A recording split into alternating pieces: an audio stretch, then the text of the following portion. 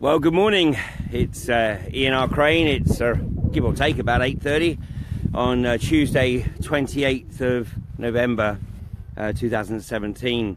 As you can see here and hear, all is quiet, and that's a wonderful sound because it means that the pumps have not yet started up here. Well, it's a cold, extremely cold morning here.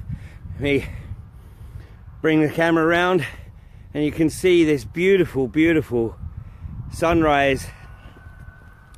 If the temperature's above freezing, it certainly doesn't feel that way. But let's switch the cameras. There we go. My fingers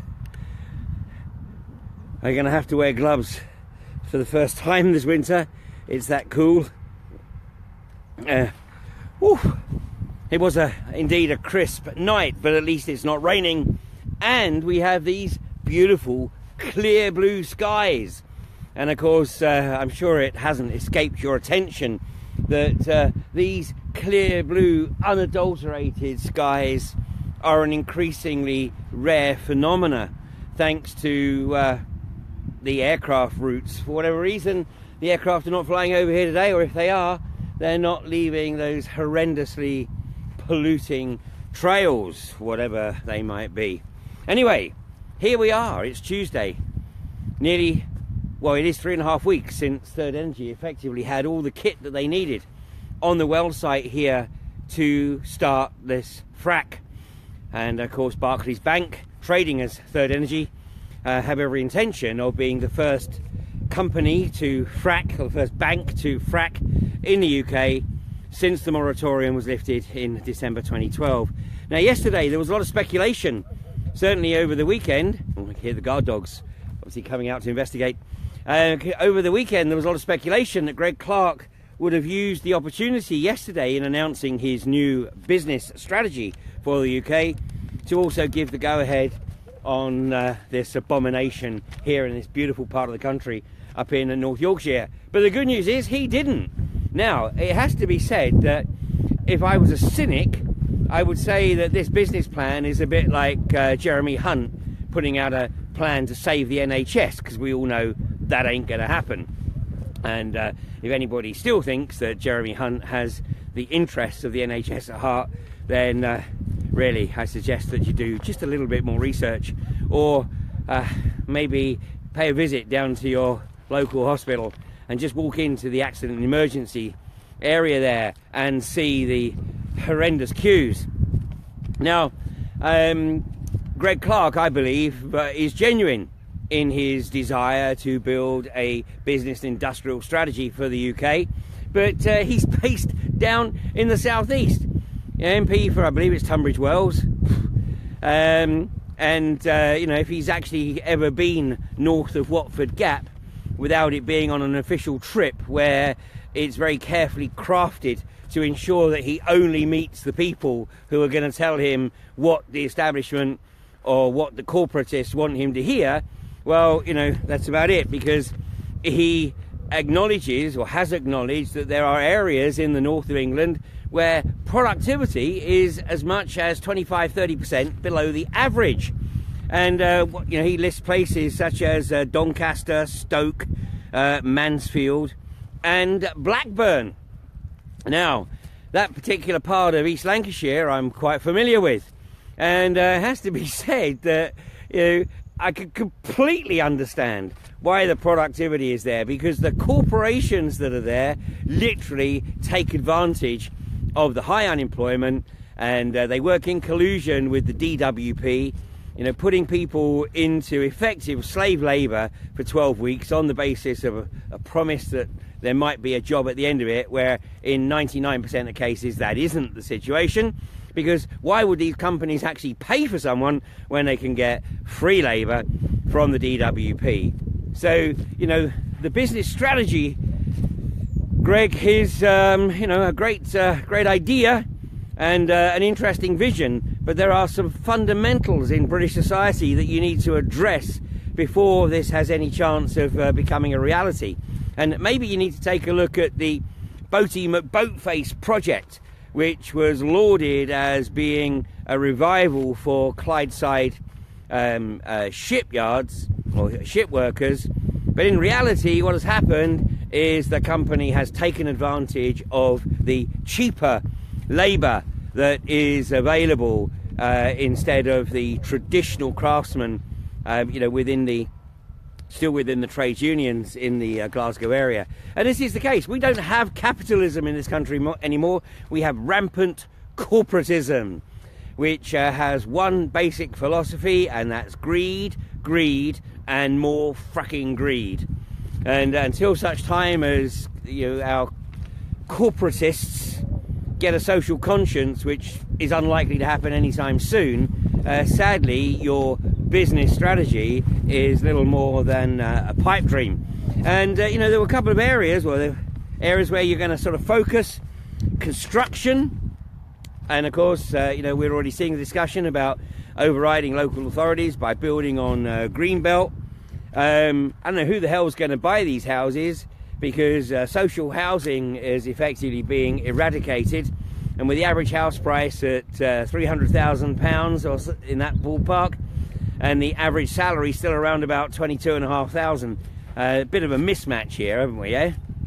So we got an increasing underclass that is never going to be able to attain really any kind of foothold in the property market. Artificial intelligence, well, that's an area that I was discussing in London with Dr. Graham Downing, Patrick Henningsen and Brian Gerrish a little over, well, almost 2 months ago now. And when the videos of those presentations become available, I think that you know, it won't be too long before people start to see that artificial intelligence, once again, benefits the corporatists. It benefits those who literally are scooping up all wealth, whatever that wealth may be, whether it's intellectual property or physical wealth or human resources, because that's what you are, a commodity to be used, abused and discarded upon a whim. So, you know, good luck with that, Greg, and you know, I hope that keeps you fully occupied. And by the way, anytime that you fancy a trip up to the Blackburn and Burnley, Nelson, Colne area, you know, don't hesitate, give me a call, because you know, if you speak to, well, you're not likely to speak to the MPs up there because they're all Labour MPs, but if you speak to people other than those in the Tory party, on the local councils or running the corporations, then you're going to hear a few home truths. Or of course you can continue to bury your head in your clean energy environment. And that's another part of your business strategy, to develop clean business, clean industry, clean energy. And yet this abomination here at Kirby Misperton is sitting on your desk waiting for sign-off. Well, you know, people also still have the opportunity to vote with their wallets. And once again, it's becoming almost an annual event now. Centrica, which is a significant part owner of Quadrilla, have issued a profits warning. This pretty much happens every year, and they trot out the same old excuses. You know, weather warmer than expected, well, you wouldn't believe that right now, and therefore their gas sales are down. Coupled with which, apparently some 800,000 customers have waltzed away from Centrica. Now, a big chunk of those will of course be because they can get better prices elsewhere, but a number of those have been directly related to the fact that Centrica is, I believe it's about 40% owner of, off the top of my head, of Quadrilla.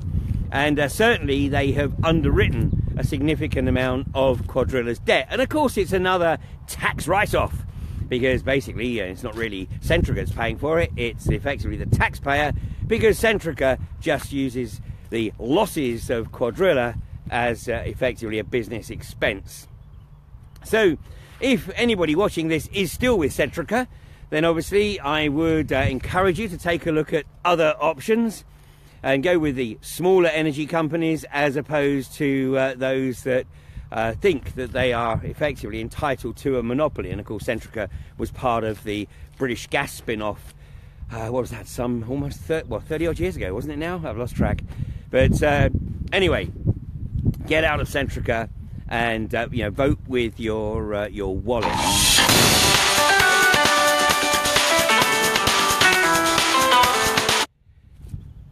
left the phone on for a second, so that's just off. Okay, so I'm sure that was the warning that there's some trucks coming in at Kirby Misperton. It'll be water tankers, because obviously what they're doing is they're emptying their water catchment areas, at the same time topping up their frack tank, so they are literally ready to go just as soon as Greg Clark signs this off, if he signs this off, because in my opinion signing it off right now would actually be a complete contradiction to this clean growth strategy that he has presented in his white paper yesterday. So it's still tenterhooks here. There's it's effectively sort of waiting on the cusp that the message come through, by the way, that there are some trucks due. So if you're in the area and you want to witness what occurs when the trucks arrive, then please get yourself down to the gates of KM8 as soon as possible. But anyway, we're sitting here on the cusp, and it is tenterhooks, and obviously one of the best Christmas presents that could be gifted to the people of Kirby Misperton is for Greg Clark to take a look and say, you know what, I don't think that this is the right place to even attempt to kick off this industry. So even if he doesn't necessarily reinstate the original moratorium, then at least recognise that this is no place for this industry to kick off in the UK. And Greg, I have sent you the spreadsheet, the life's work of Dr. Theo Colborne, which lists the 900 plus chemicals that she had identified that this industry was using in the US, but not only just listed the chemicals, but actually identified the use that they have in the frack process and the negative health or negative ecological aspects of those chemicals. And that information is freely available. And if you haven't got that spreadsheet, then I implore you to download it onto your computer, because it's available, freely available, from frackingnightmare.com. And if you go over to the top left hand side, you'll see the download button, and the only download on that website is this spreadsheet, and this will give you the information that you will never ever get from either the industry or from the government. Meanwhile, of course, the wonderful Ruth Hayhurst, the journalist behind Drill or Drop, and she has written an outstanding article showing the contradictions between Tom Pickering of INEOS's comments in his witness statement presented to the judge to get the injunction in place, and the lies, deceit and obfuscation that these rampant corporatists put out when they host public meetings, telling everyone, no, it's completely safe, we're only using chemicals that you would find under your kitchen sink. Well, they're under my sink for a purpose, and not rather than in my kettle. So, and then you've got the likes of the nasty Nick Greeley saying, yeah, but those chemicals under your sink, they're not going to find a way into the kettle on their own, are they? No, but I'm not fracking the house to give them a pathway to get into my kettle, Nick. So take a look at this list of chemicals. Take a look at what Tom Pickering has put in his witness statement, and say you can see a beautiful summary of this if you go to drillordrop.com. So looks like a tanker is coming down the hill, and interestingly it doesn't look like it's actually escorted by the police. So that's an interesting turn of events. Well, we'll have to see what happens. Maybe it's a little too early or too cold for North Yorkshire Police. Who knows? Anyway, remarkable. Just walks into the well site. Anyway, please don't give up. Keep getting the word out to people around you. Still contact your MP. Put the pressure on your MP. Put that pressure on Greg Clark.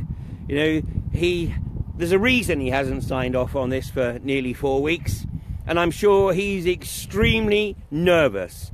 He knows very well that this one signature could actually be the death knell for his political career, because he will be forever linked with the travesty that is going to be unleashed, whether it's here or whether it's, you know, further down the road or whatever. Because as I've said many times, that you know, it can take a few years before, like it did in Australia, before the effects actually manifest. But it's not a question of if, it's simply a question of when. So please, as always, do your own research, and you know, whatever it is that that you do or choose to do, whether it's be active in your local community, whether it's be active on your keyboard and you know, getting the pressure out to, say, the MPs, your councillors, whether it's building up a local community group, and if you have got a community group, encourage them to come up here to Kirby Misperton and actually witness for themselves what will rock up in your backyard in the not too distant future, unless we stop it right here, right now. Now, finally, I'm pleased to announce that those who were arrested on Sunday night were released late last night. Of course, the police have put out their usual BS statement saying that they were arrested for suspected criminal damage and obstruction of a PC and antisocial behaviour or whatever, but no charges were brought. No charges were brought at all. So all three were released pending further investigation. Well, call it a hunch, but I think it's extremely likely that all those charges will be dropped. And of course, it is very useful spin for the police. And I noticed that nasty Nick Greeley is already using this and to try to demonise the anti-fracking campaign. But one final request is that Bishop Graham Cray, who is a resident of Kirby Misperton, last week he launched a 38 degrees campaign to get support for keeping the camp here at Kirby Misperton. The last time I checked, there was close on 2,000 signatures on that. So I will put a link to that under this video.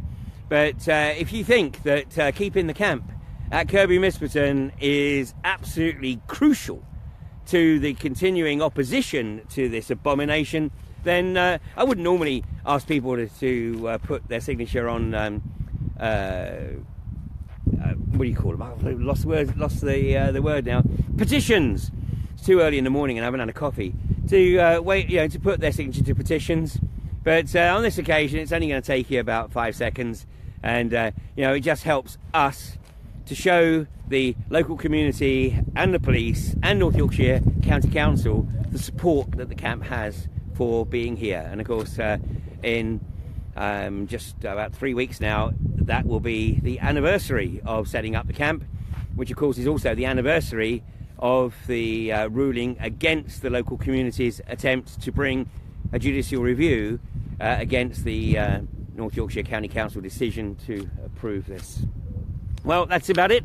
It's warming up a little bit. I can feel the ground softening under my feet, so I'm going to be here certainly for the duration until such time as we know what Greg Clark does decide. But you know, just visualize Greg Clark actually throwing that bit of paper back to Barclays Bank, trading as Third Energy, and saying, you know what, you're not fit for purpose. No, I'm not signing this.